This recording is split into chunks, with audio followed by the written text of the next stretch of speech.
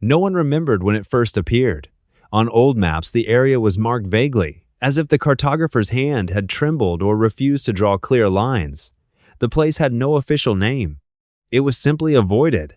Those who lived nearby knew it was not a place to enter, not out of fear, but out of a silent agreement with something greater. The valley lay between mountains where sunlight reached only a few hours a day. There were no birds, no tall trees. The air felt thicker, as if filled with something unseen. Even the stones looked older than those in the rest of the world. People disappeared there rarely, but often enough for memory to hold on. They did not scream. They left no signs of struggle. They simply did not return. Their belongings were found at the edge of the valley, as if carefully placed. But beyond that point, there was nothing. No bodies, no blood, no answers. Generations passed, and fear turned into legend. Legend turned into warning. In the end, only a feeling remained. The valley should not be disturbed. It seemed to watch. Not actively, but patiently. That was why Leandros went there. He was not seeking glory and had nothing to prove. He was driven by something else. He was a man who did not accept explanations without causes. To him, every curse was a consequence, not a beginning. He believed fear was born where people stopped asking questions. The road to the valley felt longer than expected, not because of distance, but because the sense of space itself began to change. With every step, the world seemed to tighten, forcing him to move more carefully. The moment he crossed a boundary he could not see, but could feel, he knew everything was different. Sounds faded. The wind vanished. Even his own footsteps felt chouji, as if they did not belong to him. Time behaved strangely. The sun moved, but not as it should have. Shadows did not always follow the body that cast them. Sometimes they lingered, as if lagging behind reality. The deeper he went, the stronger the sensation became that he was being noticed. Not that someone was nearby, but that the valley itself was aware of him. Every movement, every thought. At the center stood ruins. They resembled no known architecture. The stone was worn, yet not collapsed.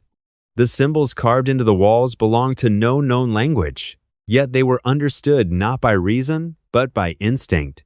This was a place built not for living, but for keeping. Leandros began to understand that the valley had not been cursed by chance. Long ago, something had happened here that people could not endure. They did not destroy the problem, they left it. They gathered everything they wished to escape, fear, guilt, memories, pain, and sealed it here. But things left unfinished do not disappear. They wait. As night fell, the silence became physical. It pressed against him. Within that silence, Leandros' own memories began to surface. Not great events, but small, forgotten moments. Things postponed, words unsaid, choices avoided. The valley did not create fear, it extracted it. Everyone who came brought their own burden. The place did not take lives. It took people together with what they had failed to accept. By morning, exhaustion remained. Sleep no longer restored him. His thoughts tangled. He found himself standing still longer than intended. Time erased the boundary between intention and action. The ruins began to feel familiar, as if he had been there before, though he knew that was impossible. He realized the truth. Those who vanished were not physically lost. They dissolved into repetition, into endless return to what had never been resolved. The valley did not kill. It allowed one to remain in the past forever. Soon he feared not the valley, but his own fatigue. Fatigue of thinking, of resisting. Moments appeared when leaving felt meaningless. It was quiet here. No decisions were required. No movement forward. That was how the place worked. It did not pull. It waited. One day he noticed he was no longer writing. His parchment remained blank. Words felt unnecessary. He looked at the ruins and felt he did not need to understand anything, only to exist. That realization frightened him more than any legend. Leandros gathered his belongings, but did not leave at once. He sat for a long time, looking toward the exit of the valley, which appeared unnaturally distant. Space itself seemed to stretch when he thought of departure. He understood then the valley did not hold bodies. It held intentions. The moment the reason to leave vanished, the path vanished with it. With an effort that felt more like an inner decision than a physical act, he began to walk. Every step carried a sense of loss, as if he were leaving something important behind, though he could not name it. When he crossed the valley's boundary, the world did not change dramatically. It simply returned. Sound, wind, birds, his own breath. Yet Leandros knew a part of him remained there, not because the valley took it, but because it revealed how much people leave behind themselves. He never wrote about the place directly again, only in hints, because he understood cursed places do not need names. They are born whenever a person refuses to move forward. And as long as memories are avoided and decisions postponed, valleys of silence will continue to exist. Not on maps, but inside. After several days in the valley, Leandros began to notice that his memories no longer followed a clear order. They surfaced without logic, without connection to the present moment. A childhood scene would appear, then vanish, replaced by an image from years later, then something that might never have happened at all. The past no longer felt distant. It felt present, layered over reality like a second landscape. The valley seemed to reward stillness. The longer he remained motionless, the calmer everything felt. When he moved, unease returned. When he thought of leaving, the air felt heavier. It was not resistance. It was indifference. As if the place had learned that time alone would do the work. He began to understand that the valley did not operate on force or fear. It operated on familiarity. It created an environment where nothing demanded change. No urgency. No pressure. No future. Only the endless continuation of the present moment. That was why people stayed. The ruins revealed more with time. Not new structures, but patterns. He noticed that the stones were arranged in repeating forms, circles within circles, paths that led nowhere but always returned to their starting point. Walking through them felt strangely comforting, as if the body recognized the repetition even when the mind resisted it. At some point, Leandros realized that he had stopped counting days entirely. Hunger came and went without warning. Sleep arrived unpredictably. The natural rhythms that once governed his life no longer applied. The valley had replaced them with its own logic. He wondered how long others had lasted before surrendering. Weeks. Months. Years. Perhaps time had no meaning here at all. Perhaps some of those who vanished had never truly died. They had simply remained, dissolving slowly into the landscape, becoming part of the silence that pressed against him now. There were moments when the valley felt kind. The tension would lift.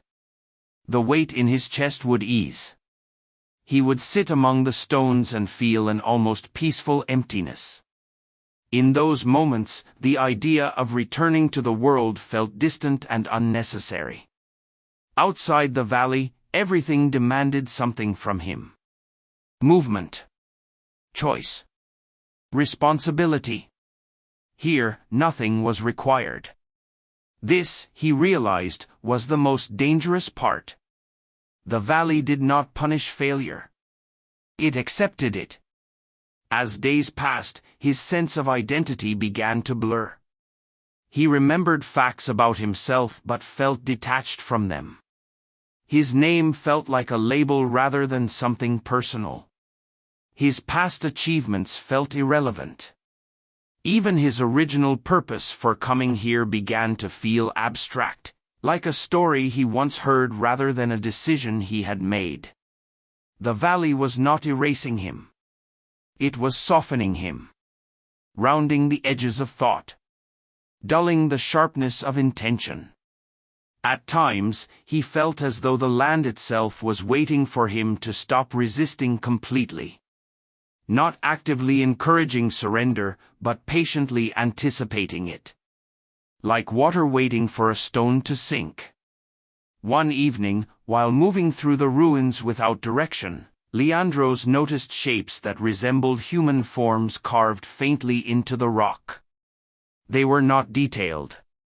Barely more than impressions. Figures standing still, facing no particular direction. Not trapped. Not reaching. Simply present. He understood then that this place did not collect people as trophies. It absorbed them as echoes. Each person who stayed added another layer to the valley. Another memory without resolution.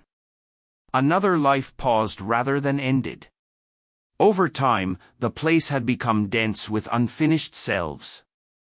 The realization disturbed him deeply, yet also explained everything. The valley was not cursed by the gods or by fate. It was created by accumulation.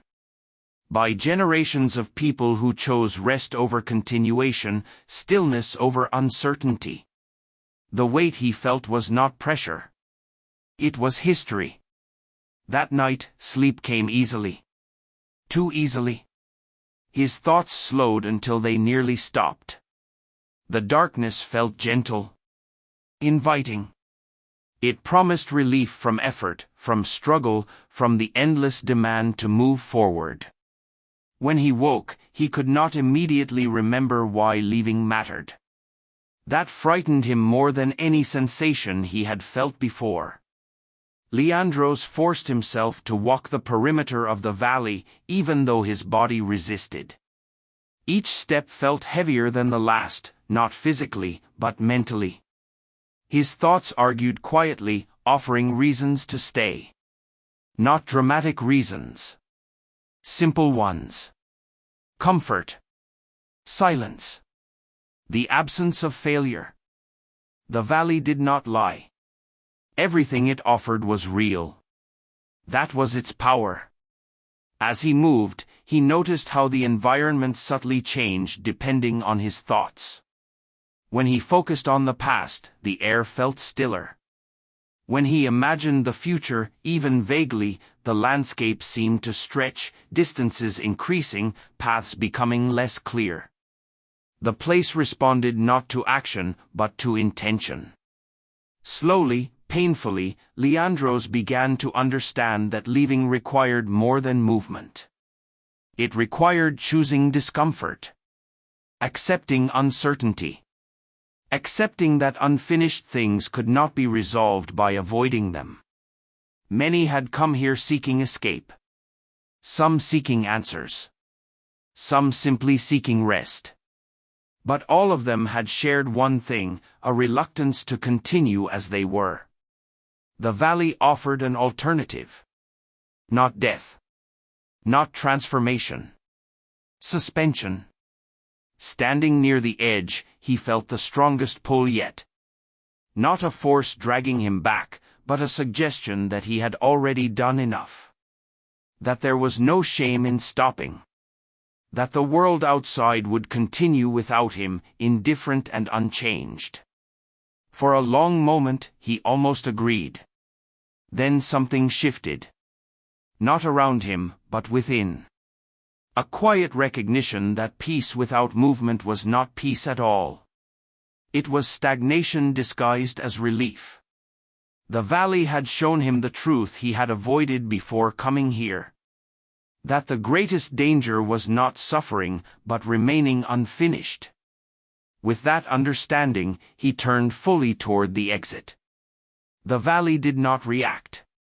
It did not resist. It simply remained what it had always been. Waiting. Each step toward the boundary felt like tearing away a part of himself. Not pain, but loss. The loss of an easier existence. The loss of silence. The loss of escape. But with each step, something else returned. Clarity. Direction. Weight with meaning. When sound finally returned, it was overwhelming. Wind. Movement. Life continuing without pause. The world demanded presence again. Leandros did not look back.